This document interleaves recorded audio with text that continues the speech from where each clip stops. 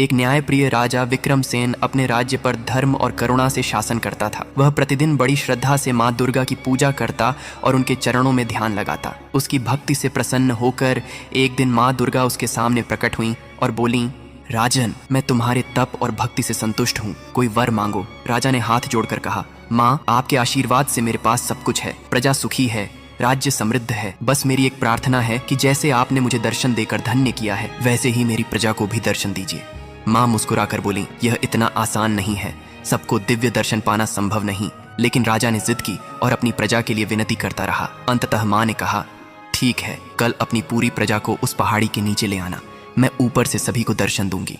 राजा हर्षित होकर अगले दिन नगर में घोषणा करवा देता है। दूसरे दिन जब सब लोग चल पड़े तो रास्ते में तांबे के सिक्कों का एक पहाड़ मिला। कुछ लोग दौड़कर सिक्के बटोरने लगे।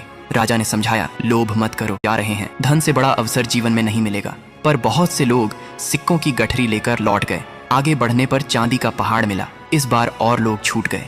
फिर थोड़ी दूर सोने के सिक्कों का पहाड़ मिला और शेष प्रजाजन तथा राजा के स्वजन भी धन का मोह न छोड़ पाए और लौट गए। अब राजा के साथ केवल रानी बची।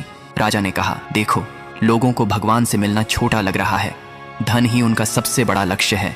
रानी ने सहमति जताई, लेकिन कुछ दूर जाकर जब हीरों का चमकता पहाड़ सामने आया तो वह भी आकर्षण रोक न सकी। उसने हीरे समेटने शुरू किए, यहाँ तक कि वस्त्रों का भार छोड़कर भी वह उन्हें बटोरती रही। ये देखकर राजा का हृदय टूट गया और अकेला ही वह आगे बढ़ गया। वहां पहुंचकर सचमुच माँ दुर्गा खड़ी उसकी प्रतीक्षा कर रही थीं।